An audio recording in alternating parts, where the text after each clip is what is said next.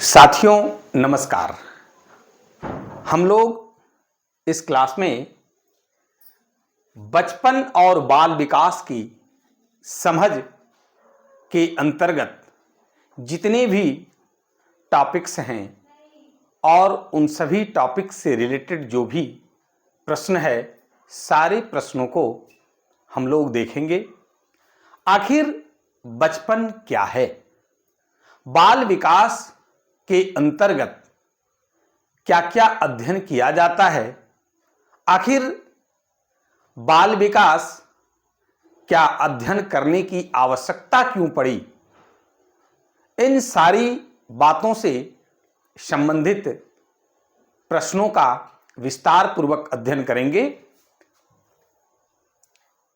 बचपन व बाल विकास की समझ और इस टॉपिक से रिलेटेड पहला जो प्रश्न है वो बड़ा ही महत्वपूर्ण है कि निम्न में से कौन खेल कूद, मौज मस्ती, स्वाभाविक प्रवृत्तियों का प्रकटीकरण एवं सुखवादी सिद्धांत पर कार्य करने का नाम है।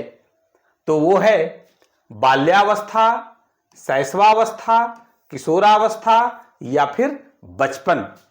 तो साथियों, बचपन इसका सही जवाब होगा, कारण बचपन खेल कूद, मौज मस्ती, स्वाभाविक प्रवृत्तियों का प्रकटीकरण एवं सुखवादी सिद्धांत पर कार्य करने का नाम है।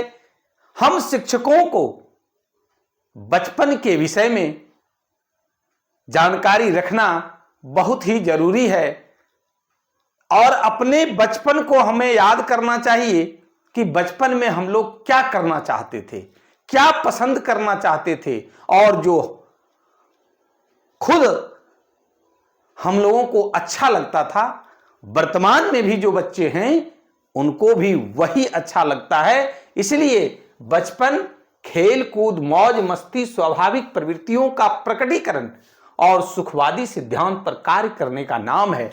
कभी भी बच्चे से उसका बचपना छीनने का प्रयास हम शिक्षकों को नहीं करना चाहिए, ना ही अभिभावकों को करना चाहिए। उसे स्वतंत्र रहने दीजिए, उसे सुख मौज मस्ती करने दीजिए और इस सुख मौज मस्ती करने से उसका जो होगा वो मनोसामाजिक स्थिति जो है उत्तरोत्तर विकास करता चला जाएगा।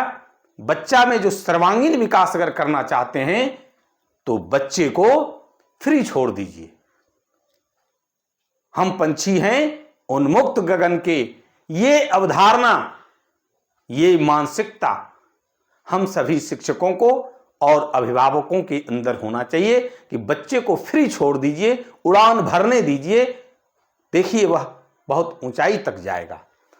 अगला जो प्रश्न है वह है कि निम्न में से किनका विचार है कि बाल्यावस्था विकास की सबसे महत्वपूर्ण अवस्था है।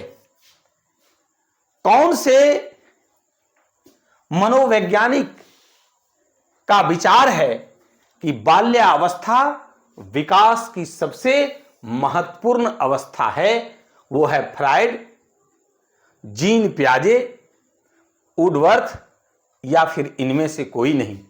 तो ये सिगमंड फ्राइड मनोवैज्ञानिक महोदय का मानना है, विचार है कि बाल्यावस्था विकास की सबसे महत्वपूर्ण अवस्था है।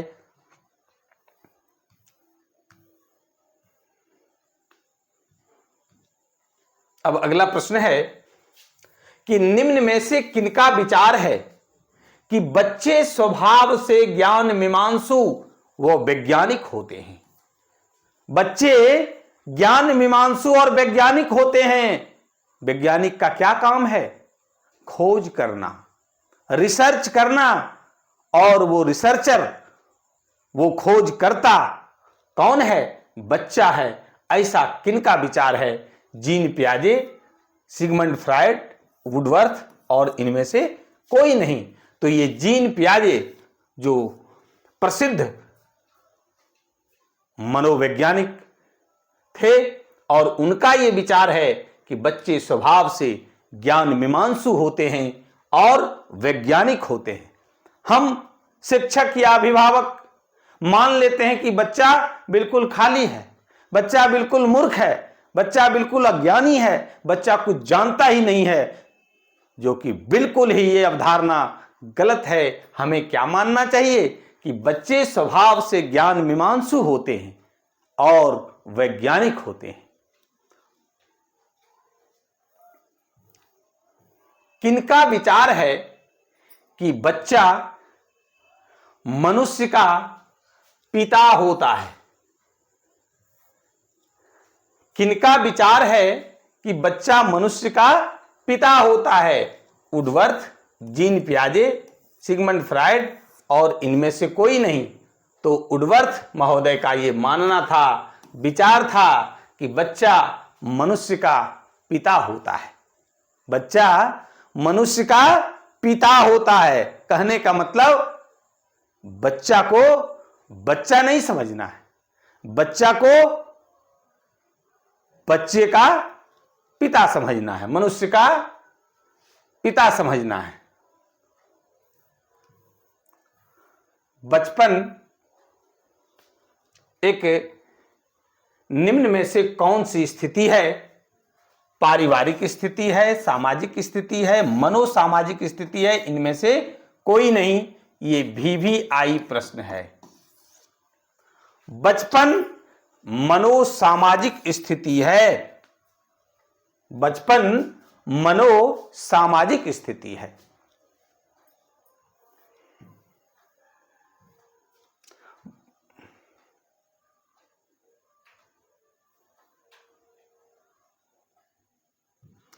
बच्चों में डैश का होना एक सहज सरल क्रिया है जिसमें उसकी भावनाएं, अनुभव, तरीके सभी शामिल होते हैं।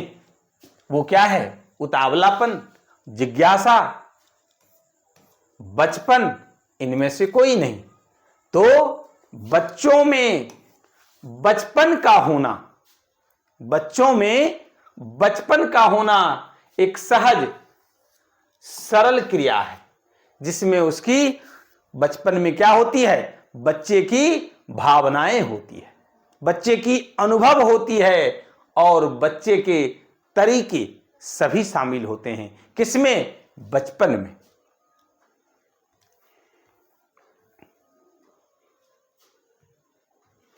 बच्चों के बचपन से संबंधित वयस्कों के निम्न में से कौन सी अवधारणा के कारण बच्चे का बचपन को क्षति पहुंचाते हैं?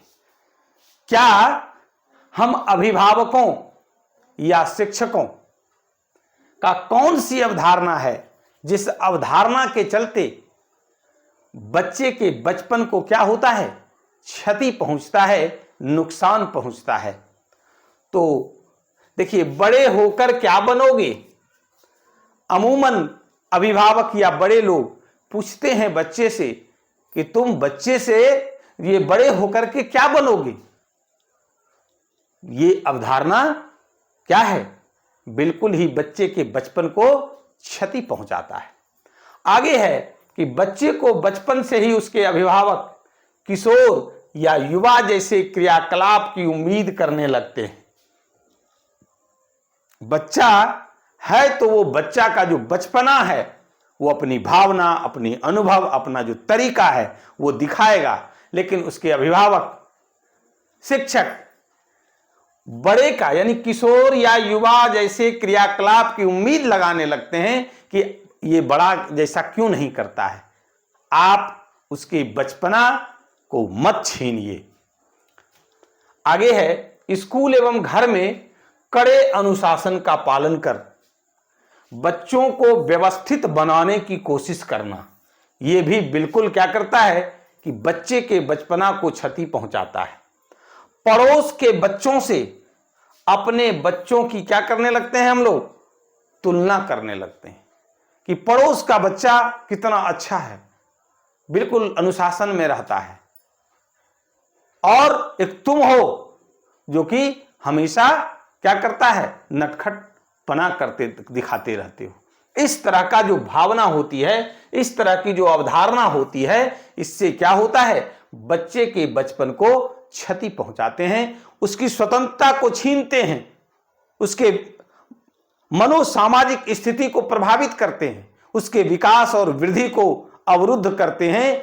इसलिए ये उपरोक्त जो सभी है, चारों जो अभी हम लोग विकल्प के बारे में देखा था, वो बिल्कुल ही सही है। यानी कि वो ऐसा अवधारणा है जिससे बच्चे के बचपन को क्षति पहुंचाने का काम किया जाता है।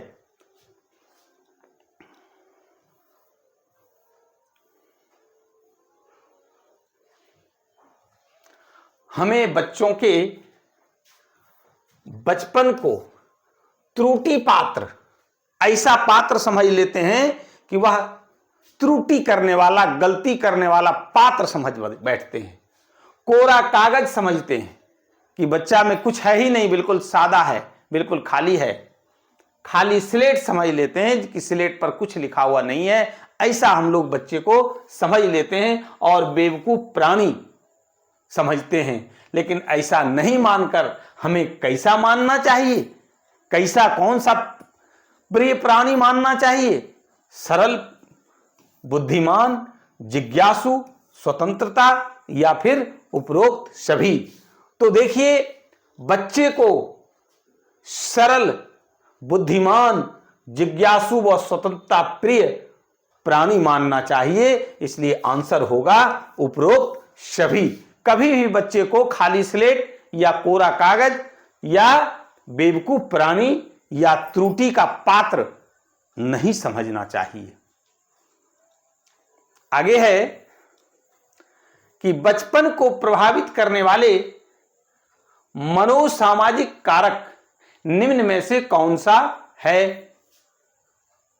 बचपन को प्रभावित करने वाले मनोसामाजिक कारक निम्न में से कौन सा है। यौन भिन्नता, संस्कृति एवं परंपरा, सामाजिक पिछड़ापन, पारिवारिक वातावरण, है ना।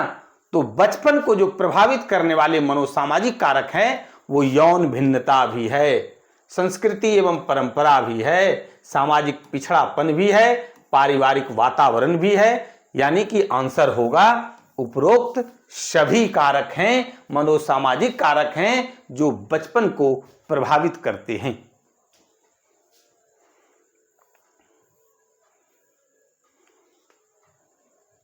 अब है कि आर्थिक रूप से संपन्न परिवार के बच्चे, जो अमीर घराने के बच्चे होते हैं, जिनके माता पिता की आमदनी अच्छी होती है, उनके बच्चे मानसिक रूप से ज्यादा ताकतवर होते हैं। कारण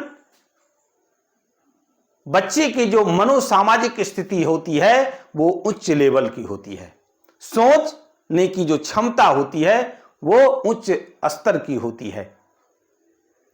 माता पिता पढ़े लिखे होते हैं, वातावरण बिल्कुल शिक्षित होता है। लेकिन वहीं पिछड़े वर्ग के बच्चे निम्न में से किस रूप में ज्यादा मजबूत होते हैं। मानसिक रूप से, सामाजिक रूप से, शारीरिक रूप से, इनमें से कोई नहीं। तो शारीरिक रूप से पिछड़े वर्ग के बच्चे ज्यादा मजबूत होते हैं। कारण अमीर घराने के बच्चे, आर्थिक रूप से संपन्न घराने के बच्चे पढ़ने लिखने में ज्यादा ध्यान देता है, दिमाग से वो मजबूत होता है, जबकि शरीर से कमजोर होता है। कारण पिछड़े वर्ग के बच्चे साइकिल चलाने जानते हैं, घर का काम करना जानते हैं, खेती में भी हाथ बटाना जानते हैं, और इन सब जो फिजिकल वर्क है, शारीरिक कार्य में अपना हिस्सेदारी जो वो लेता है, जिसके कारण वह शरीर से क्या होता है, बहुत ही मजबूत होता है। परिवार के सतत डैश सहयोग व प्रोत्साहन से बच्चों में ठोस अवधारणा बनती है, जल्दी सीखते हैं, उनका बचपन क्या होता है, आनंदमयी हो जाता है। तो परिवार को क्या करना चाहिए, सतत यानी लगातार हमेशा सहयोग करना चाहिए, प्रोत्साहन करना चाहिए, या उपरोक्त दोनों करना चाहिए, या इनमें से कोई नहीं। तो परिवार को हमेशा सहयोग करना चाहिए, प्रोत्साहन करना चाहिए बच्चे को, यानी उपरोक्त दोनों जवाब होगा कि परिवार को हमेशा सहयोग करना चाहिए, बच्चों को प्रोत्साहित करना चाहिए, जिससे क्या होता है, सहयोग व प्रोत्साहन से बच्चों में ठोस अवधारणा बनती है, जल्दी बच्चे सीखते हैं और उनका बचपन आनंदमयी हो जाता है। यहां पर देखिए गलती से आंसर भी टाइप हो गया, ध्यान रखिएगा, आंसर भी टाइप हो गया।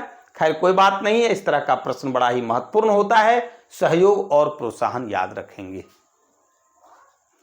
कि बच्चे को अगर हम सहयोग करते हैं, अभिभावक और शिक्षक को सहयोग करने की अगर भावना होती है, प्रोत्साहित करने की अगर अवधारणा का वो अनुसरण करते हैं, तो बच्चे का क्या होगा, जल्दी बच्चा सीखेगा और उनका बचपन जो है वो आनंदमयी हो जाएगा। आगे है कि विद्यालय प्रशासन का, तो विद्यालय प्रशासन में कौन होता है, शिक्षक होते हैं, और हम सभी शिक्षक हैं। तो शिक्षक का यानी विद्यालय प्रशासन का निम्न में से कौन सा रवैया, कौन सा तरीका, कौन सा गुण, कौन सा कार्य बचपन को उल्लासपूर्ण बनने में बाधा पहुंचाते हैं, यानी बच्चे को दुखी कर देते हैं। और बच्चा, हम लोग शुरू में पढ़े हैं कि बचपन क्या है, आनंदमयी जीवन है, सुख मौज करने का जीवन है, खुश रहने का जीवन है। लेकिन अगर हम कुछ ऐसा करते हैं जिससे बच्चा दुखी होता है, और जैसे ही दुखी होगा उसका सीखने का जो, उसका वृद्धि जो होगा, उसका जो शारीरिक विकास होगा, शारीरिक वृद्धि और मानसिक विकास होगा, वो सारा का सारा अवरुद्ध हो जाएगा। हम लोग वृद्धि और विकास पर भी आगे चर्चा करेंगे कि वृद्धि किसको कहेंगे, विकास किसको कहेंगे। बच्चों को कड़े अनुशासन में रहने का सख्त निर्देश अगर देते हैं, शिक्षकों का सख्त व्यवहार, बच्चे पर बिल्कुल हार्ड एंड फास्ट होना, आंख दिखा देना, बच्चे को डरा धमका देना, या फिर पक्षपात करना, ये सब क्या करता है, बचपन के उल्लासपूर्ण बनने में बाधा पहुंचाते हैं, बच्चे को दुखी कर देते हैं, है ना। यानी आंसर होगा उपरोक्त सभी। या कहने का मतलब है कि एक शिक्षक होने के नाते हमारा कर्तव्य होता है कि बच्चों को कड़े अनुशासन में रहने का सख्त निर्देश हमें नहीं देना चाहिए। शिक्षकों का सख्त व्यवहार नहीं होना चाहिए, कोमल व्यवहार होना चाहिए। भावनात्मक रूप से बच्चे से अंतःक्रिया करने की आवश्यकता है, बच्चे से जुड़ने की आवश्यकता है, बच्चे की भावना को समझने की आवश्यकता है। और पक्षपात तो कभी करना ही नहीं है। सभी बच्चे एक शिक्षक के लिए बराबर होते हैं। All students are equal for teachers.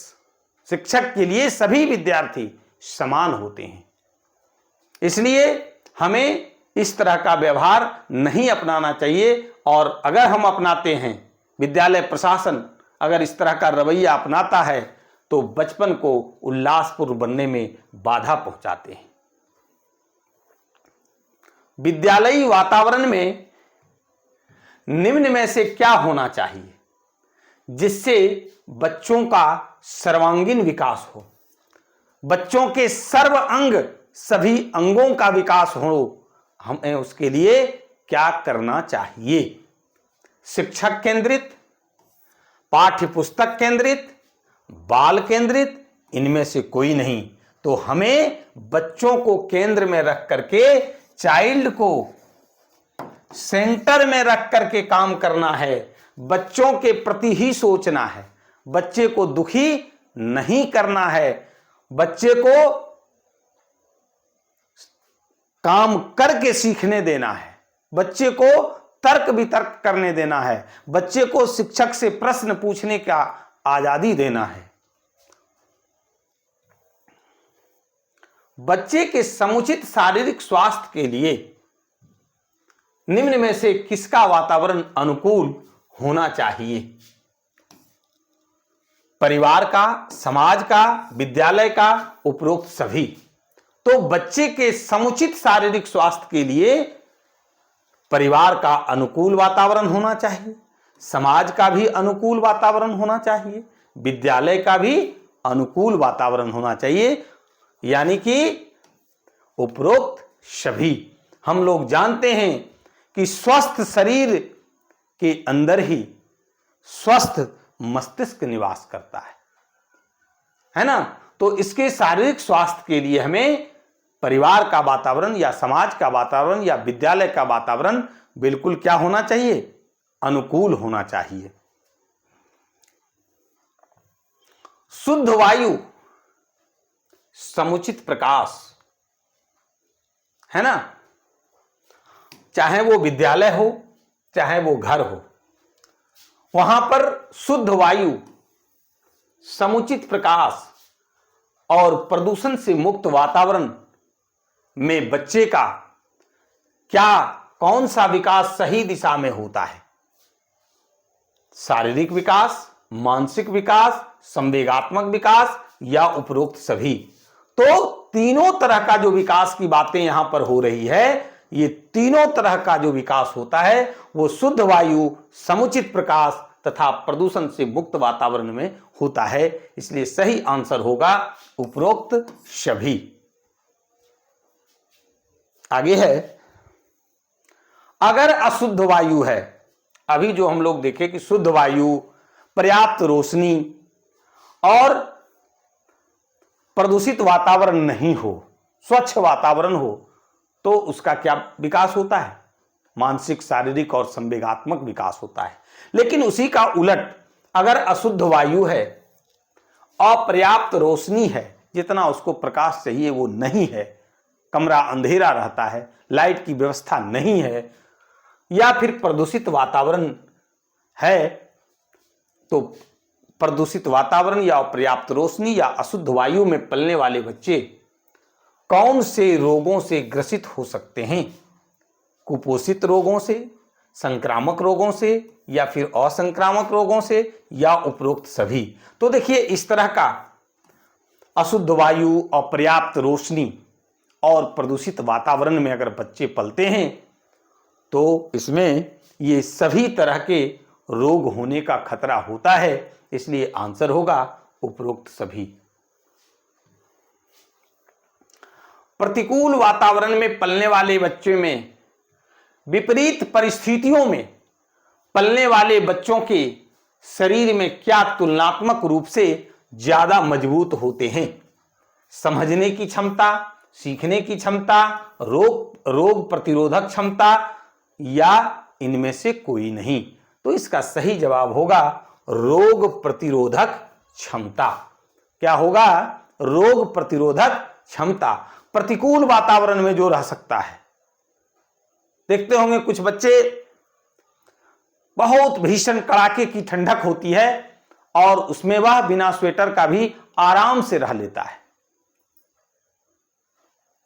बहुत तेज धूप है और उस चिलचिलाती धूप में भी कुछ बच्चे आराम से खेलते नजर आते हैं, यानी कि उसमें वो सहने की क्षमता है, रोग प्रतिरोधक क्षमता है, उसका इम्यूनिटी पावर जो है, इम्यूनिटी सिस्टम जो है, इम्यून सिस्टम वो बहुत ही अधिक है।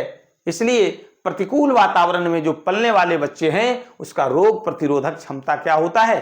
रोग से लड़ने की जो क्षमता होती है वो अधिक होती है।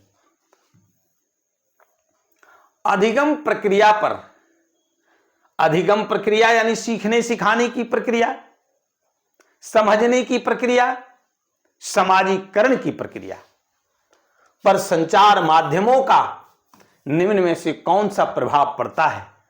संचार माध्यम क्या हो गया? टेलीविजन, मोबाइल, लैपटॉप, कंप्यूटर, है ना। तो इसका बच्चों पर क्या प्रभाव पड़ता है? सकारात्मक, नकारात्मक, उपरोक्त दोनों, इनमें से कोई नहीं। देखिए, संचार माध्यम से बच्चे का मानसिक विकास होता है, बच्चे सीखते हैं,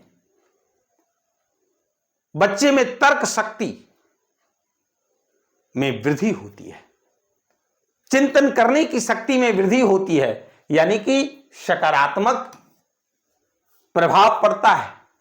लेकिन इसके उलट बच्चे में, अगर बच्चे उसको गलत दिशा में ले लिया तो उसका नकारात्मक प्रभाव भी पड़ता है। इसलिए संचार माध्यमों का अधिगम पर दोनों प्रभाव पड़ सकता है, सकारात्मक भी और नकारात्मक भी, यानी कि उपरोक्त दोनों। निम्न में से सत्य कथन को की पहचान करें। विकास शब्द उन परिवर्तनों से संबंधित है जो मनुष्यों में जन्म से लेकर मृत्यु तक होते हैं। देखिए, विकास क्या है? विकास पर बातें हो रही है। तो विकास शब्द उन परिवर्तनों से संबंधित है जो मनुष्यों में जन्म से लेकर मृत्यु तक होता है। विकास एक क्रम में होता है, विकास एक क्रम में होता है। विकास का प्रत्येक चरण पहले चरण के विकास पर आधारित होता है। विकास एक ऐसी प्रक्रिया है जिससे व्यक्ति अधिक सरलता और सामर्थ्य से कार्य करना सीखता है, या फिर उपरोक्त सभी। अब एक एक करके हम लोग देखते हैं कि क्या है।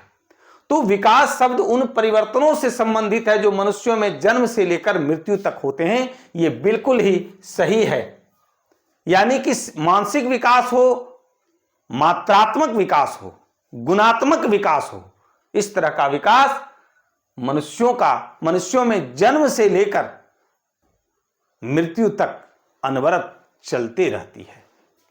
विकास एक क्रम में होता है। कहिए कैसे? बच्चा पहले क्या करता है? घुटनों के बल चलता है, फिर वह सीधा खड़ा होता है, फिर चलने लगता है, और तब फिर क्या करता है? वह दौड़ना प्रारंभ कर देता है। यानी कि विकास एक क्रम में होता है। विकास का प्रत्येक चरण पहले चरण के विकास पर आधारित होता है। जब बच्चा घुटनों के बल चलता है, जब बच्चा घुटनों के बल चलता है तभी वह खड़ा हो पाता है, और जब खड़ा हो पाता है तभी वह क्या करता है? चल पाता है, और जब चलने के लिए सीखता है तभी वह दौड़ना प्रारंभ करता है। इसलिए विकास का प्रत्येक चरण पहले चरण के विकास पर क्या होता है? आधारित होता है। विकास एक ऐसी प्रक्रिया है, विकास एक ऐसी प्रक्रिया है जिससे व्यक्ति अधिक सरलता और सामर्थ्य से कार्य करना सीखता है, यानी कि यह भी सही है। तो सही जवाब क्या होगा इसमें से? उपरोक्त सभी, जो विकास के बारे में कहा जा रहा है, विकास के बारे में कहा जा रहा है। बाल विकास विकासात्मक मनोविज्ञान की प्रयुक्त शाखा है। बाल विकास विकासात्मक मनोविज्ञान की प्रमुख शाखा है। क्या है? प्रयुक्त शाखा है, जिसमें निम्न में से कौन सा परिवर्तनों का अध्ययन किया जाता है जो जीवन के प्रथम 2 दशकों के दौरान होते हैं। देखिए, विकासात्मक मनोविज्ञान का जो अध्ययन होता है वो जन्म से लेकर, यानी 0 वर्ष कह सकते हैं, जन्म से लेकर 20 वर्ष, अभी हम लोग आगे पढ़ेंगे कि मनुष्यों की अवस्थाएं, हमारा जो जीवन क्रम है ना, इसको 5 अवस्था में बांट दिया गया है, जो हम लोग सभी शिक्षक प्रशिक्षित हैं, सब लोग ट्रेनिंग किए हुए हैं और ट्रेनिंग में यही सीखना है कि मनुष्य की 5 अवस्थाएं होती है। शैशवावस्था पहला, दूसरा बाल्यावस्था, तीसरा किशोरावस्था, चौथा प्रौढ़ावस्था और 5वां वृद्धावस्था। सारे अवस्थाओं के विषय में भी हम लोग पढ़ेंगे, लेकिन हम शिक्षकों को 0 से 20 यानी जन्म से लेकर 20 वर्ष यानी प्रथम 2 दशकों के दौरान, पहला 2 दशक यानी 2 दशक का मतलब 1 दशक 10 वर्ष, दूसरा दशक फिर 10 वर्ष यानी 0 से 20 वर्ष तक पढ़ना है। हम लोगों को 3 अवस्थाओं के बारे में जानकारी ग्रहण करना है। शैशवावस्था, किशोरावस्था, उससे पहले बाल्यावस्था, यानी शैशवा, बाल्या और किशोरावस्था। ये 3 अवस्थाओं के विषय में एक शिक्षक होने के नाते हमें उनके बारे में जानना है कि कौन सी अवस्था कौन सी उम्र वाले में होती है, उसमें क्या क्या परिवर्तन होता है, क्या विकास होता है, क्या वैरी करता है और उस समय हमारा व्यवहार और कर्तव्य क्या होना चाहिए, हमारा अवधारणा बच्चों के प्रति कैसा होना चाहिए, हमारा व्यवहार उसके प्रति कैसा होना चाहिए, ताकि बच्चे में जो समाजीकरण की प्रक्रिया है, उसकी जो मनोसामाजिक स्थिति है, उसका गुणोत्तर उसमें वृद्धि होती जाए। तो आइए हम लोग ये विकासात्मक जो मनोविज्ञान है, इसके अंतर्गत बच्चों का रूप, बच्चों के व्यवहार और बच्चों की रुचि और बच्चों के लक्ष्य के विषय में अध्ययन किया जाता है, यानी कि उपरोक्त सभी विकासात्मक मनोविज्ञान के अंतर्गत बच्चों के रूप, बच्चों का व्यवहार, बच्चों का लक्ष्य, बच्चों की रुचि के विषय में अध्ययन किया जाता है। आगे है आधुनिक मनोवैज्ञानिक बाल मनोविज्ञान। पहले था बाल मनोविज्ञान और अब बाल मनोविज्ञान। पूर्व के मनोवैज्ञानिक जिसको बाल मनोविज्ञान कहते थे, आधुनिक मनोविज्ञान क्या, मनोवैज्ञानिक उसे क्या मानते हैं? बाल विकास, वृद्धि, विकास या इनमें से कोई नहीं, तो वो बाल विकास है। और इसीलिए हम लोग अभी जो चैप्टर, यही जो टॉपिक है वो क्या है? बचपन और बाल विकास। बचपन और बाल मनोविज्ञान नहीं है, पूर्व में बाल मनोविज्ञान कहा जाता था, लेकिन वर्तमान में बाल विकास कहा जाता है। चीज दोनों सेम है, लेकिन पूर्व में जो बाल मनोविज्ञान शब्द का इस्तेमाल होता था, उसी की जगह पर बाल विकास शब्द का इस्तेमाल किया जाता है। आगे है कि व्यवहारवादी दृष्टिकोण कब से उभरा है? व्यवहारवादी दृष्टिकोण कब से उभरा है? 1945 से, 1960 से, 1950 से या फिर 1960 से? तो 1950 ईस्वी से क्या हुआ? व्यवहारवादी दृष्टिकोण का माने सामने आया। आगे है कि गर्भावस्था से, जब गर्भाधान होता है, बच्चे मां के गर्भ में जब ठहरता है, यानी गर्भावस्था से किशोरावस्था तक बच्चों की सभी समस्याएं निम्न में से किसकी परिसीमा या क्षेत्र में आती है? बाल मनोविज्ञान, बाल विकास, उपरोक्त दोनों या इनमें से कोई नहीं? तो पहले बाल मनोविज्ञान की अवधारणा थी, पूर्व में ऐसा कहा जाता था, लेकिन वर्तमान की चूंकि बात हो रही है, इसलिए बाल विकास इसका आंसर होगा। बाल विकास के अंतर्गत क्या अध्ययन किया जाता है? गर्भावस्था से लेकर किशोरा अवस्था तक। गर्भावस्था बिल्कुल 0 हो गया, जबकि किशोरावस्था कब तक होता है? 18 या 19 वर्ष तक। ये जो है, यानी किसी भी मनुष्य का, किसी भी बच्चे का गर्भावस्था से 0 से लेकर के 19 वर्ष तक के अवस्थाओं का जो अध्ययन या सभी उसका समस्याएं किसकी परिसीमा या क्षेत्र में आती है? बाल विकास के परिसीमा या क्षेत्र के अंतर्गत आती है। हमें इस चीज की जानकारी होनी चाहिए। आगे है कि बच्चे का शैक्षिक विकास, बच्चे का शैक्षिक विकास और व्यावहारिक ज्ञान उसके निम्न में से किससे प्रभावित होता है? शारीरिक विकास से, मनोगत्यात्मक विकास से, या फिर उपरोक्त दोनों, या इनमें से कोई नहीं। तो शैक्षिक विकास और व्यावहारिक ज्ञान उनके शारीरिक विकास से भी प्रभावित होता है, मनोगत्यात्मक विकास से भी प्रभावित होता है, यानी कि सही आंसर होगा उपरोक्त दोनों। आगे है कि निम्न में से किसका सामान्य अर्थ सही या गलत? निम्न में से किसका सामान्य अर्थ सही या गलत का विश्लेषण करने की क्षमता के विकास से है? वो बाल विकास है, या बाल मनोविज्ञान है, या फिर नैतिक विकास, या इनमें से कोई नहीं।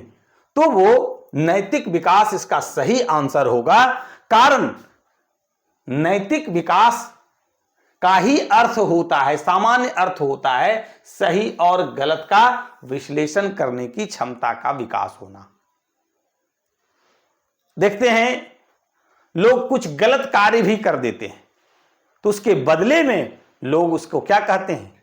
लगता है कि इसका नैतिक पतन हो गया है, इसमें नैतिकता नाम की चीज ही नहीं है, यानी इसको गलत और सही का ज्ञान ही नहीं है, गलत और सही का ये विश्लेषण कर ही नहीं सकता है, इसलिए ये गलत कर बैठा, इसमें नैतिकता नहीं है, इसलिए नैतिक विकास होगा।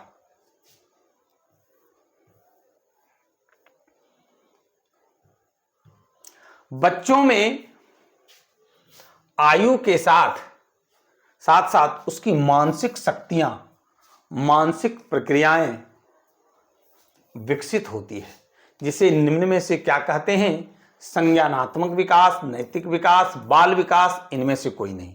हम लोग बाल विकास के बारे में भी अभी देखे कि 0 से लेकर 19 वर्ष तक, 20 वर्ष तक आयु के व्यक्तियों के गुण धर्म के विषय में अध्ययन करते हैं। नैतिक विकास में अभी हम लोग क्या पढ़े थे, क्या जाने थे? कि सही और गलत का वो विश्लेषण करने की क्षमता होती है। तो आंसर सही क्या होगा? संज्ञानात्मक विकास। और संज्ञानात्मक विकास के अंतर्गत क्या होता है? बच्चों की मानसिक शक्तियां, मानसिक प्रक्रियाएं विकसित होती है, यानी कि बच्चे में जो बुद्धि का जो विकास होता है, सोचने समझने की जो क्षमता होती है, सोचने समझने की जो क्षमता होती है, तर्क वितर्क करने की जो क्षमता होती याद करने की जो क्षमता होती है ना, ये सब जो है, चिंतन करने की जो क्षमता होती है, ये सब किसके अंतर्गत आता है? संज्ञानात्मक विकास के अंतर्गत आता है।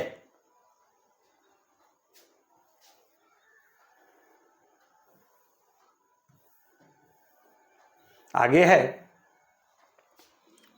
कि जन्म से लेकर लगभग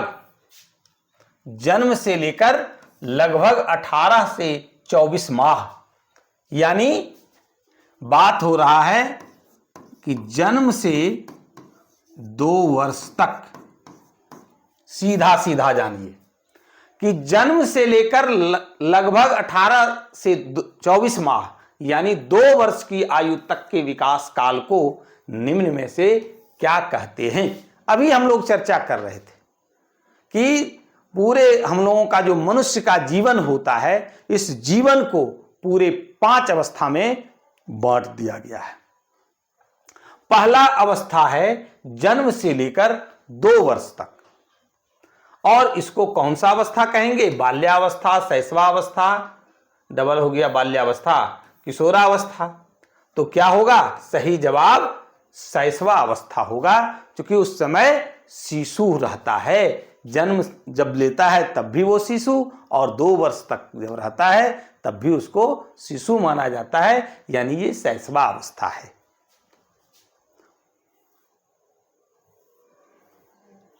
निम्न में से कौन सा अवस्था बालक के निर्माण काल के रूप में जानी जाती है? जो पूरी तरह से बड़ों पर निर्भरता का दौर होता है, यानी कौन अवस्था है जिसमें कि उसका निर्माण काल के रूप में जानी जाती है और वो बड़ों पर निर्भर करता है। ना अपने से कोई भी क्रिया का संपादन, ना वो खा सकता है, ना उठ सकता है, ना चल सकता है, ना बैठ सकता है, ना ही वो बोल सकता है। सिर्फ और सिर्फ रो सकता है, रोता है, और उसकी मां, उसके पिताजी समझ जाते हैं कि बच्चे को क्या चाहिए। ये कौन सा अवस्था है? किशोरावस्था, शैशवावस्था, बाल्यावस्था या फिर शैशवावस्था? अब देखिए, इसमें 2 जो है विकल्प एक ही हो गया, इसलिए आंसर बी भी होगा और डी भी होगा, क्योंकि दोनों सेम है। और शैशवावस्था में ही क्या होता है? बालक के निर्माण काल के रूप में जानी जाती है, और शैशवावस्था पूरी तरह से बड़ों पर निर्भर रहता है, यानी बच्चे अपने से कुछ नहीं कर पाता है। आगे है कि निम्न में से किस अवस्था में सबसे तीव्र गति से वृद्धि और विकास होता है? ये प्रश्न जो है भी आई है।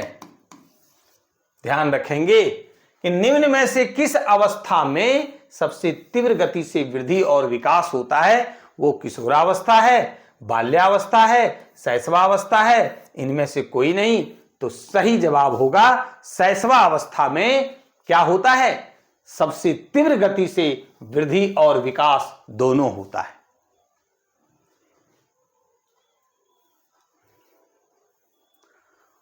दो से 12 वर्ष के बीच की अवस्था क्या कहलाती है? अब देखिए, इसी का दूसरा, पहला अवस्था हम लोग शिशु शैशवावस्था देखे, जन्म से लेके 2 वर्ष तक। अब दूसरा है 2 से 12 वर्ष के बीच की अवस्था क्या कहलाती है? जिसमें शरीर के अंगों का समन्वय सुधरता है, व्यवहार के वे ढंग सीखता है जो समाज में मान्य होता है। कैसे बोलना चाहिए, क्या करना चाहिए, क्या नहीं करना चाहिए, बड़ों की बात को मानना चाहिए, नहीं मानना चाहिए, ये सब सारी बात किस अवस्था में बच्चे सीखते हैं? शैशवावस्था, बाल्यावस्था, किशोरावस्था या फिर प्रौढ़ावस्था? तो ये सब बच्चे बाल्यावस्था में सीखते हैं। और 2 से 12 वर्ष का जो अवस्था है वो क्या है? बाल्यावस्था कहलाती है। हम लोग दूसरे अवस्था में चल रहे हैं। पहली अवस्था की बात किया, दूसरी अवस्था की बात हो रही है। आइए, अब है कि 2 से 6 वर्ष की आयु वाले, अभी हम लोग कैटेगराइज कर दिए थे, 2 से 12 वर्ष की अवस्था को क्या कहते हैं? बाल्यावस्था कहते हैं। और 2 से 12 यानी बाल्यावस्था को भी 2 भाग में बांट दिया गया। एक है 2 से 6 वर्ष, और फिर जो है दूसरा है 6 से 12 वर्ष। अब 2 से 6 वर्ष वाले को प्रारंभिक बाल्यावस्था कहते हैं। 6 से 12 वर्ष का जो अवस्था होता है इसको उत्तर बाल्यावस्था कहते हैं, है ना। अब देखिए यहां पर क्या बात हो रही है कि 2 से 6 वर्ष की आयु वाले कौन सी अवस्था कहलाती है? जो विद्यालय पूर्व समय भी कहलाता है। तो विद्यालय कब बच्चा आता है? 6 वर्ष के बाद। जब बच्चा की आयु 6 वर्ष हो जाती है तब हम लोग बच्चे का नामांकन अपने विद्यालय में करते हैं। यानी कि ये जो है प्रारंभिक बाल्यावस्था, उत्तर बाल्यावस्था, उपरोक्त दोनों, इनमें से कोई नहीं। तो सही जवाब क्या होगा? प्रारंभिक बाल्यावस्था। शरीर के आकार में परिवर्तन आना, वजन में परिवर्तन आना, शरीर की मांसपेशियां अधिक गठीली और मजबूत हो जाना एवं कुछ अस्थायी दांत का उगना, ये सब कौन सी अवस्था की समाप्ति पर होता है? कब होता है? किस उम्र में होता है? हम लोगों के भी घर में बच्चे हैं और उनसे भी अनुकरण करके हम लोग देख सकते हैं, इस चीज को जान सकते हैं। तो ये जब प्रारंभिक बाल्यावस्था की समाप्ति होती है, पहले उत्तर बाल्यावस्था, फिर किशोरावस्था, फिर शैशवावस्था, तो सही आंसर पर ही हम जा रहे हैं कि प्रारंभिक बाल्यावस्था की जब समाप्ति होती है, यानी बच्चे का उम्र 2 से 6 वर्ष पूरा कर लेता है, यानी इसके बाद ये जब समाप्त हो जाता है, 6 वर्ष की आयु जब बच्चे का हो जाता है, तो उस स्थिति में क्या होता है? शरीर का आकार में परिवर्तन आता है, वजन में भी परिवर्तन होता है, शरीर की मांसपेशियां अधिक गठीली हो जाती है और मजबूत हो जाता है, कुछ अस्थायी दांत भी उगने लगते हैं। ये सब प्रारंभिक बाल्यावस्था की जब समाप्ति होने लगती है तब बच्चों में ये सब होता है। आगे है कि निम्न में से कौन सी अवस्था, देखिए बड़ा ही महत्वपूर्ण प्रश्न है कि भाषाई विकास तीव्र गति से होता है। किस अवस्था में? प्रारंभिक बाल्यावस्था में, उत्तर बाल्यावस्था, किशोरावस्था या फिर शैशवावस्था? तो प्रारंभिक बाल्यावस्था में 2 से 6 वर्ष की जो आयु बच्चे की होती है, इस अवस्था में भाषाई विकास तीव्र गति से होती है। आगे है कि किनके अनुसार संप्रत्यय विकास की अवस्था चिंतन की प्राक परिचालन अवस्था है? किसने कहा था? जीन पियाजे, सिगमंड फ्राइड, वुडवर्थ, इनमें से कोई नहीं। तो ये जीन पियाजे महोदय ने, प्रसिद्ध मनोवैज्ञानिक थे जीन पियाजे, और इन्हीं का मानना था कि संप्रत्यय विकास की अवस्था चिंतन की प्राक परिचालन अवस्था है। अब है कि 6 से 12 वर्ष तक की आयु की अवस्था निम्न में से क्या कहलाती है? प्रारंभिक बाल्यावस्था, उत्तर बाल्यावस्था, किशोरावस्था, इनमें से कोई नहीं। तो अभी हम लोग देख रहे थे कि उत्तर बाल्यावस्था इसका आंसर होगा, क्योंकि देखिए बाल्यावस्था 2 से 12 वर्ष, इसको 2 भाग में बांट दिए। एक 2 से 6 वर्ष वो प्रारंभिक बाल्यावस्था, 6 से 12 उत्तर यानी बाद का जो बाल्यावस्था है। शुरू का 2 से 6, 6 से 12 अंतिम का यानी उत्तर बाल्यावस्था होगा। उत्तर बाल्यावस्था को शिक्षकों के द्वारा निम्न में से किस नाम से पुकारा जाता है? किस नाम से पुकारा जाता है? प्रारंभिक स्कूल अवस्था, टोली अवस्था या उपरोक्त दोनों या इनमें से कोई नहीं?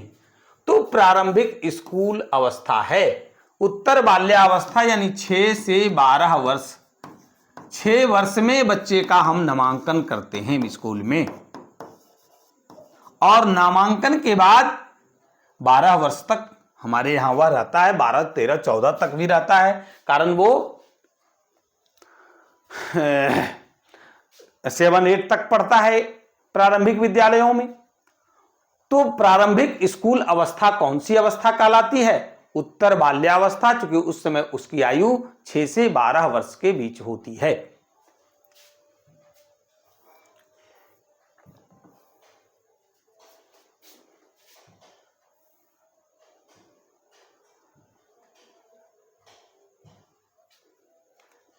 उत्तर बाल्यावस्था यानी 6 से 12 वर्ष के अवस्था को मनोवैज्ञानिकों द्वारा निम्न में से किस नाम से पुकारा जाता है? प्रारंभिक अवस्था, टोली अवस्था, उपरोक्त दोनों, इनमें से कोई नहीं, तो उसको टोली अवस्था कहते हैं। उत्तर बाल्यावस्था यानी 6 से 12 वर्ष का जो अवस्था होती है, इसमें बच्चे टोली बनाकर रहना चाहते हैं, टोली के साथ वह खेलना पसंद करते हैं, टोली के साथ वह रहना पसंद करते हैं, टोली के साथ बैठना पसंद करते हैं, टोली के साथ सीखना पसंद करते हैं। इसलिए मनोवैज्ञानिक इस अवस्था को टोली अवस्था की संज्ञा दी है।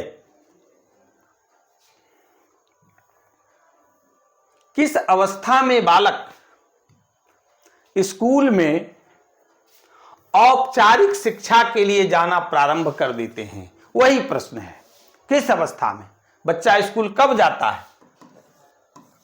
6 से 12 यानी एक है 2 से 6 वर्ष, तो ये हो गया प्रारंभिक बाल्यावस्था, और ये है उत्तर बाल्यावस्था। तो सही जवाब क्या होगा? ये, यानी कि ये। आगे है कि किस अवस्था में बालकों में 32 अस्थाई दांत में से 28 दांत अस्थाई दांत निकल आते हैं और शेष 4 दांत किशोरा अवस्था में निकलते हैं?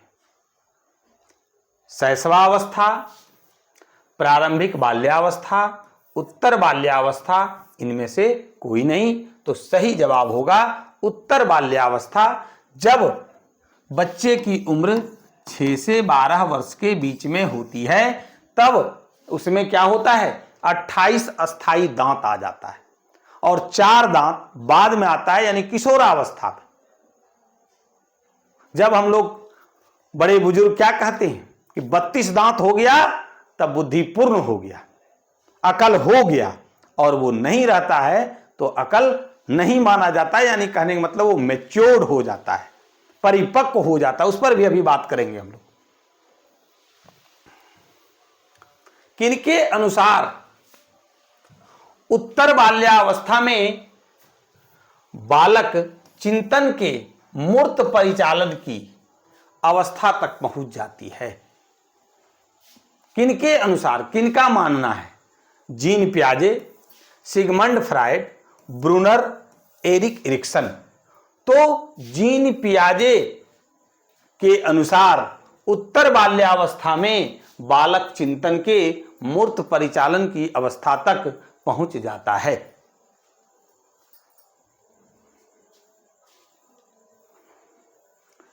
उत्तर बाल्यावस्था में यानी जब बच्चे की उम्र 6 से 12 वर्ष के बीच होता है, तब बालकों के लगभग कितना प्रतिशत मानसिक विकास पूरा हो जाता है? 80%, 90%, 95%, 100%? तो 90% मानसिक विकास पूरा हो जाता है। कब तक? 0 से 12 वर्ष, 6 से 12 वर्ष तक। इसलिए हम शिक्षकों को, अभिभावकों को बच्चे के प्रति बिल्कुल संवेदनशील रहने की आवश्यकता है। हमें उसे पूरी आजादी देने की आवश्यकता है। उसको शारीरिक विकास, मानसिक विकास, सामाजिक विकास, मनोसामाजिक स्थिति के लिए हर एक परिस्थिति क्रिएट करने की आवश्यकता है। उसे स्वतंत्रता देने की आवश्यकता है। उसे मौज मस्ती करने देने की आवश्यकता है।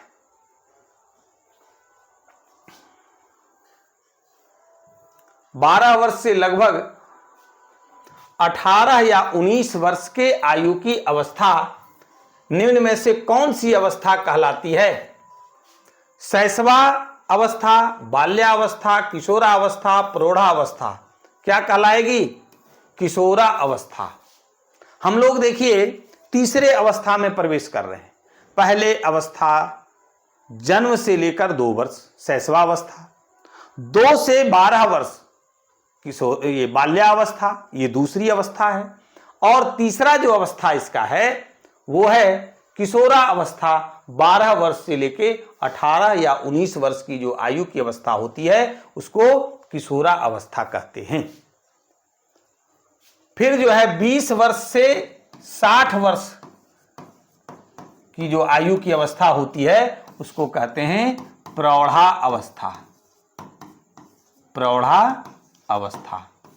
और फिर 60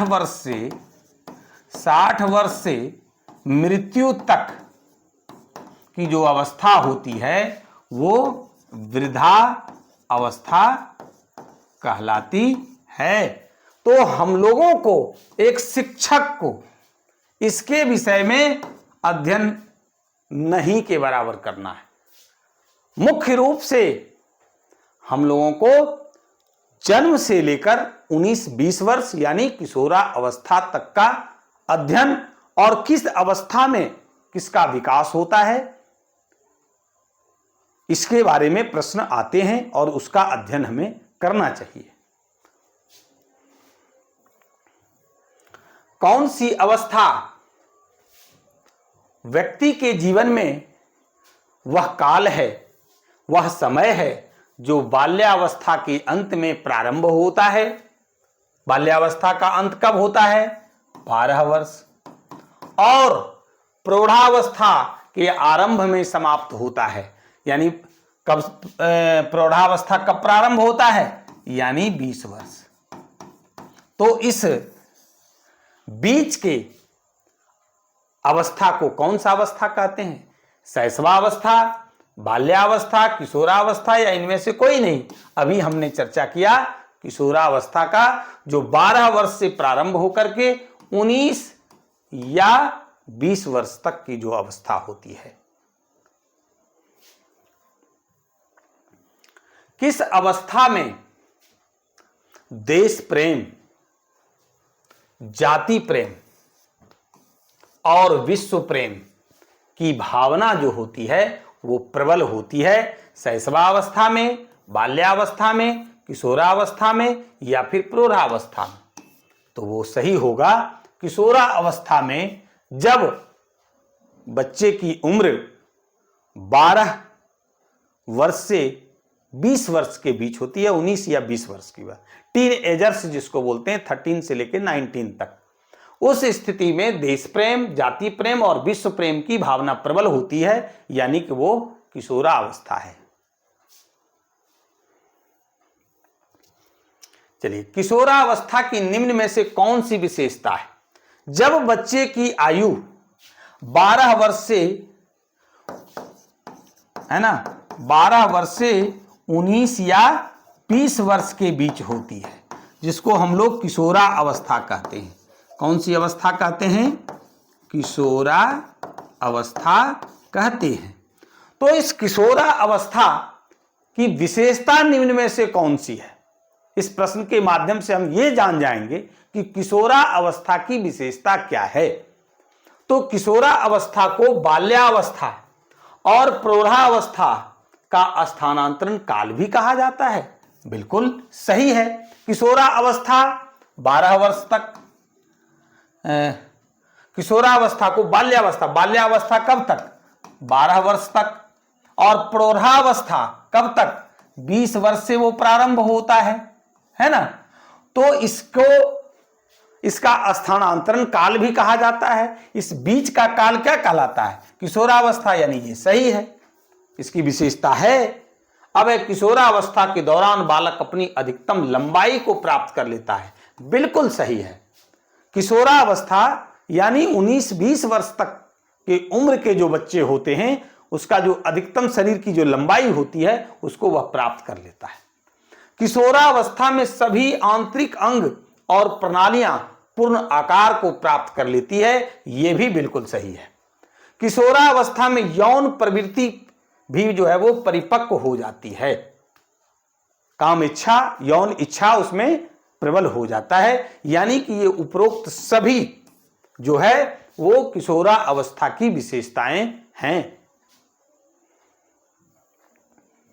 किनके अनुसार मानव विकास की प्रत्येक अवस्था में मानवीय प्रवृत्ति या कठिनाइयों या द्वंद्व के बीच संघर्ष करती है।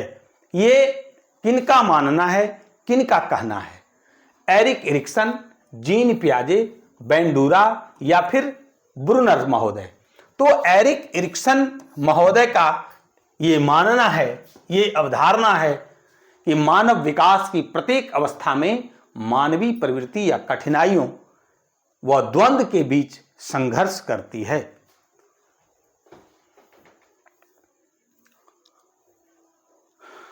कौन सी अवस्था तनाव यानी टेंशन, कठिनाई, डिफिकल्टीज, तूफान की अवस्था है जो जीवन में दुविधापूर्ण परिस्थितियां लाती है? सबसे कठिन दौर कब होता है, कौन सा अवस्था है?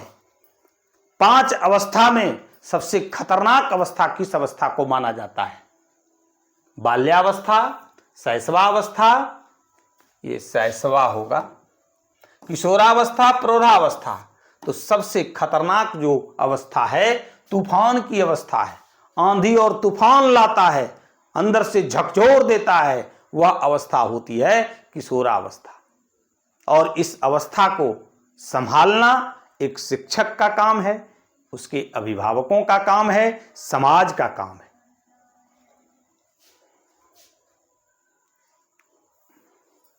किसने कहा कि किशोरा अवस्था, बड़ा ही महत्वपूर्ण प्रश्न है,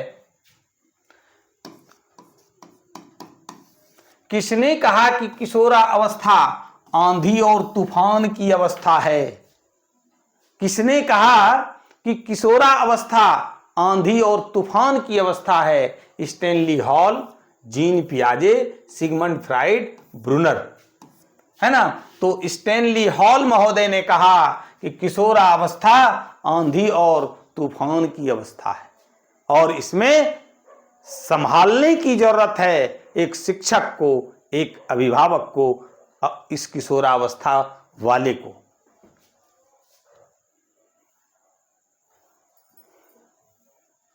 जीवन के किस अवस्था में एक बालक या बालिका के लिए अस्तित्व का संकट उत्पन्न हो जाता है और उसमें आत्महत्या की प्रवृत्ति भी बढ़ जाती है?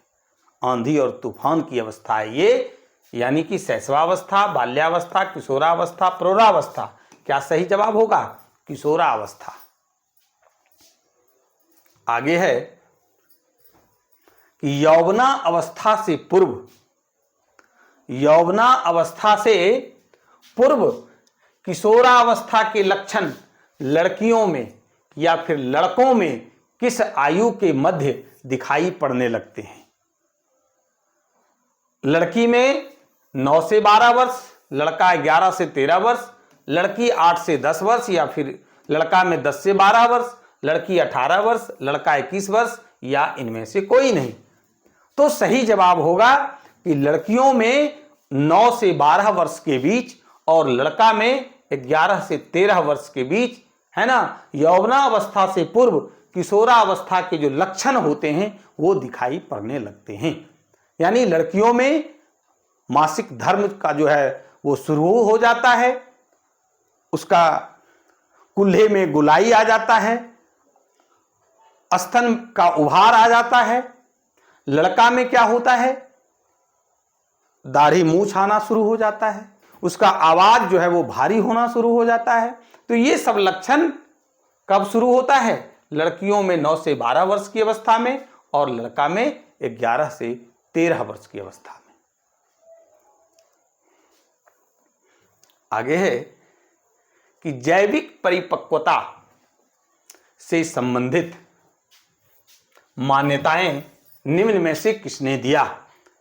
तो जी स्टैनले हल, अर्नाल्ड गेसेल या उपरोक्त दोनों, इनमें से कोई नहीं।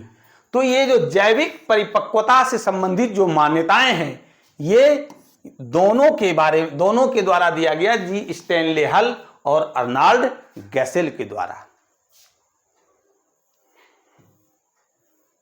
आगे है कि व्यवहारवादी सिद्धांत की मान्यता का प्रतिपादन किसने किया? John V Watson, BF Skinner, उपरोक्त दोनों, इनमें से कोई नहीं।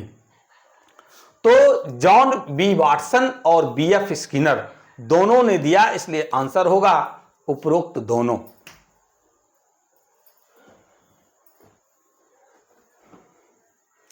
संज्ञानात्मक विकास बहुत ही इंपॉर्टेंट प्रश्न है कि संज्ञानात्मक विकास का सिद्धांत किसने दिया? संज्ञानात्मक विकास का सिद्धांत जीन पियाजे, लेव वाइगोत्स्की, जॉन वी वाटसन, इनमें से कोई नहीं। हमेशा याद रखेंगे, बहुत ही महत्वपूर्ण प्रश्न है कि संज्ञानात्मक विकास का सिद्धांत प्रसिद्ध मनोवैज्ञानिक जीन पियाजे महोदय ने दिया है। संज्ञानात्मक विकास के अंतर्गत बच्चों में क्या क्या अध्ययन किया जाता है? चिंतन, बुद्धि, सोचने की क्षमता, तर्क वितर्क करने की क्षमता, याद करने की क्षमता, स्मरण शक्ति की क्षमता, उसके विषय में जो सिद्धांत दिया वो जीन पियाजे महोदय ने दिया। चलिए, अगला जो प्रश्न है ये भी बहुत ही महत्वपूर्ण प्रश्न है, और ये जो हाल ही में सक्षमता परीक्षा का जो आयोजन किया गया था उसमें भी ये प्रश्न पूछा गया है कि सामाजिक सांस्कृतिक विकास के सिद्धांत का प्रतिपादन किसने किया? आप सभी ने सक्षमता परीक्षा दिए होंगे और उसमें यह प्रश्न आया था कि सामाजिक सांस्कृतिक विकास के सिद्धांत का प्रतिपादन किसने किया? लेव वाइगोत्स्की, जीन पियाजे, बीएफ स्किनर, इनमें से कोई नहीं।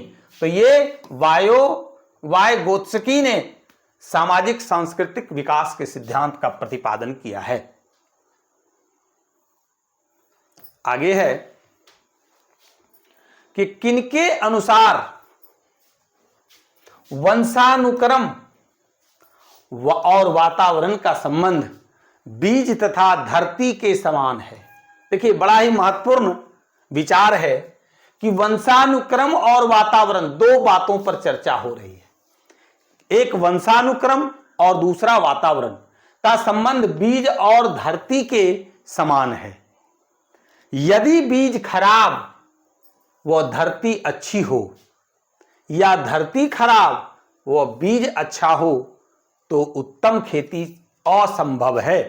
यानी उत्तम खेती संभव होने के लिए धरती और बीज दोनों को अच्छा होना जरूरी है। उसी प्रकार से वंशानुक्रम और वातावरण दोनों ही अच्छे होंगे, तभी जो उसका उपज है यानी बच्चे सही होंगे।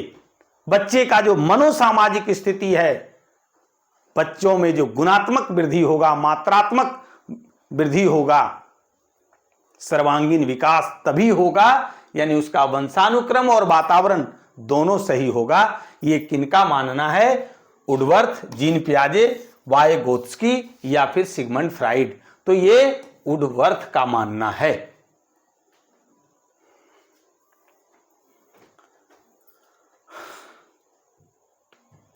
किनके अनुसार, है ना, 7 से 11 साल के बच्चे का सोचना मूर्त रूप से होता है, जबकि किशोरावस्था में सोचना अमूर्त रूप से होता है। जरा पानी पी लें।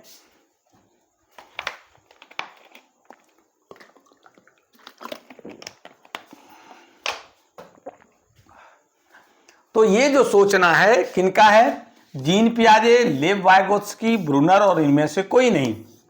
तो सही जवाब होगा जीन पियाजे। किसने कहा कि प्रत्येक जाति, चाहे वह पशु हो या मानव की हो, अपनी जाति के अनुरूप ही विकास का ढांचा अपनाती है? किसने कहा कि प्रत्येक जाति, चाहे वह पशु हो या फिर मनुष्य हो, अपनी जाति के अनुरूप ही वह विकास का ढांचा अपनाती है। हरलाक महोदय का कहना है, या पियाजे का, या ब्रूनर का, फ्राइड का, या फिर ब्रूनर का, तो ये हरलाक महोदय ने कहा था। उनका कहना है बाल विकास को प्रभावित करने वाले कारक इसमें से कौन कौन हैं? शारीरिक, पोषण, परिवार और विद्यालय, जनसंचार और लिंग। ये जो भी है वे सभी बाल विकास को प्रभावित करने वाले कारक हैं। इसलिए सही आंसर होगा उपरोक्त सभी।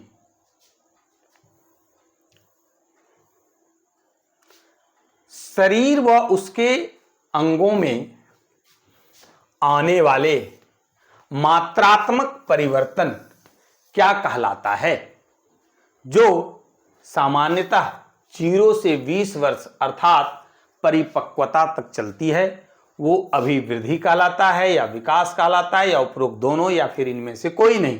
तो वो अभिवृद्धि कहलाता है, या इसको हम लोग वृद्धि भी कह सकते हैं, है ना।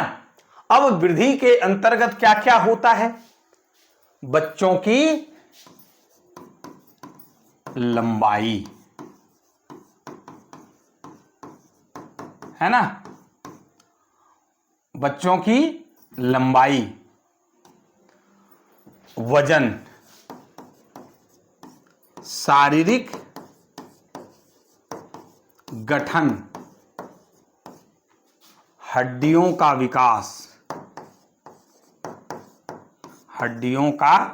विकास, ये सब जो शरीर में होता है।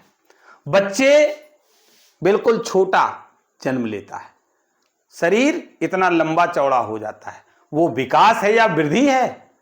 तो वो वृद्धि या अभिवृद्धि कहलाएगा।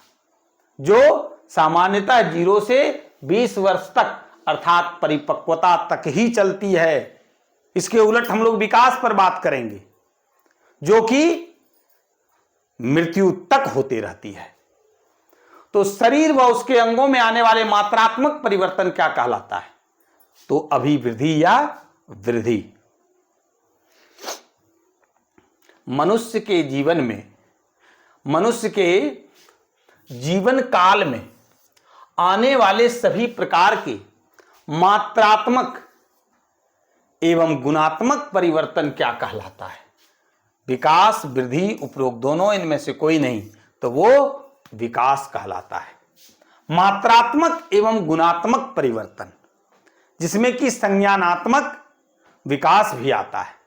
कहने का मतलब उसमें सोचने समझने की शक्ति, तर्क करने की माने जो है शक्ति, चिंतन करने की शक्ति, स्मरण शक्ति, याद करने की शक्ति, मानसिक विकास, ये सब जो आता है वो विकास के अंतर्गत आता है। ये दिखाई नहीं पड़ता है, इसको देखना बहुत मुश्किल है।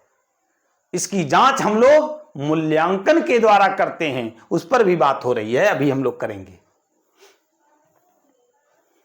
उसके लिए भी हम लोग उपागम का इस्तेमाल करते हैं कि किस प्रकार से बच्चे में विकास हो रहा है, जिसको कि हम लोग क्या कहते हैं? बाल विकास।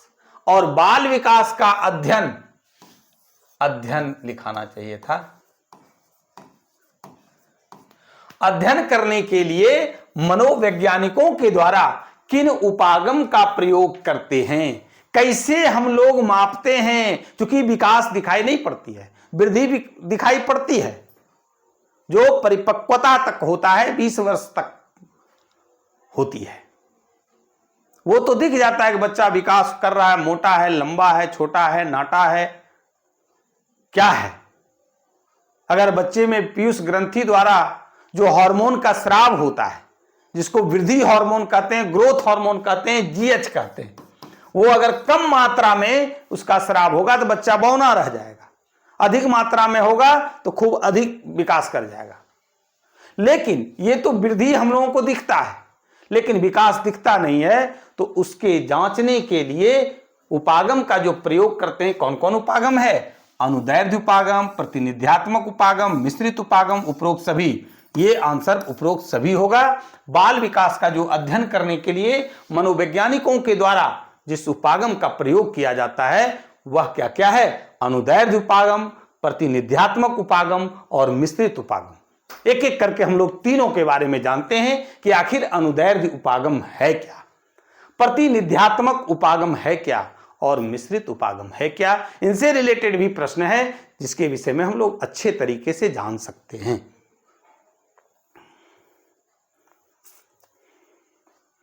अब देखिए कि एक ही समय में विभिन्न आयु समूह या कक्षा के विद्यार्थियों का अलग अलग अध्ययन करने के पश्चात उनमें आने वाले शारीरिक एवं संज्ञानात्मक योग्यताओं का जो सहसंबंधात्मक अध्ययन क्या कहलाता है। हम लोग क्या करते हैं, एक ही समय में जैसे है क्लास 2 के बच्चे, 3 के बच्चे, 4 के बच्चे, है ना, इन बच्चों का हम लोग अध्ययन करते हैं कि इस बच्चे में क्या क्या गुण है, इस बच्चे में क्या गुण है और फिर इस बच्चे में विकास का क्या स्तर है, क्या पैमाना है। अगर एक साथ हम लोग इस तरह से अध्ययन करते हैं और तुलना करते हैं कि ये इस तरह से है और इस अध्ययन को प्रतिनिध्यात्मक उपागम, अनुदैर्ध्य उपागम या फिर मिश्रित उपागम कहते हैं, तो ये सही जवाब होगा प्रतिनिध्यात्मक उपागम। चलिए आगे देखते हैं।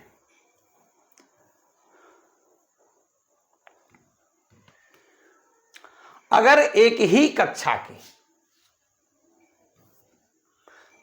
कक्षा के विद्यार्थियों के संज्ञानात्मक विकास का अध्ययन अगर हम अलग अलग अवस्थाओं यानी अलग अलग कक्षा के बच्चों में करने को निम्न में से क्या कहलाता है? अनुदैर्ध्य उपागम, मिश्रित उपागम, प्रतिनिध्यात्मक उपागम या फिर इनमें से कोई नहीं। तो देखिए इसमें है क्या, एक ही बच्चा है, बच्चा एक है, वो पहले था किसमें? क्लास 1 में, उसका अध्ययन किए। वही बच्चा फिर चला गया कहां? 2 में, उसका फिर अध्ययन किए। वही बच्चा फिर चला गया किसमें? 3 में, तब उसका फिर अध्ययन किए कि आखिर इस स्थिति में बच्चा कहां था, इस स्थिति में विकास का, बाल विकास का पैमाना कहां था, या फिर इस स्थिति में बाल विकास का पैमाना कहां था। अगर इस तरह से हम लोग अध्ययन करते हैं तो इस अध्ययन को क्या कहते हैं? अनुदैर्ध्य उपागम कहते हैं। क्या कहते हैं? अनुदैर्ध्य उपागम। अब आइए अगला है कि जब विद्यार्थियों के अध्ययन के लिए अनुदैर्ध्य उपागम और प्रतिनिध्यात्मक उपागम दोनों से प्राप्त आंकड़ों का तुलनात्मक अध्ययन कर अंतिम निष्कर्ष पर पहुंचा जाता है तो बाल विकास के इस अध्ययन को कौन सा उपागम कहलाएगा? मिश्रित उपागम, प्रतिनिध्यात्मक उपागम, अनुदैर्ध्य उपागम या फिर इनमें से कोई नहीं। अभी हम लोग देखे थे कि प्रतिनिध्यात्मक उपागम क्या है। अनुदैर्ध्य उपागम में किस तरह से बच्चों का बाल विकास का स्तर तय किया जाता है, अध्ययन किया जाता है। और यहां पर देखिए दोनों की बात हो रही है, दोनों अनुदैर्ध्य उपागम और प्रतिनिध्यात्मक उपागम, तो दोनों को मिला देंगे तो क्या हो जाएगा? मिक्सचर हो जाएगा, मिश्रित हो जाएगा। इसलिए ये उपागम कौन सा उपागम कहलाएगा? मिश्रित उपागम कहलाएगा। आज का वीडियो कैसा लगा आप हमें कमेंट कर जरूर बताएंगे। अगर वीडियो अच्छा लगा हो तो लाइक और शेयर जरूर करिएगा। जो लोग अभी तक चैनल पर नए हैं वो चैनल को सब्सक्राइब करिए। आज के क्लास में बस इतना ही। बहुत बहुत धन्यवाद।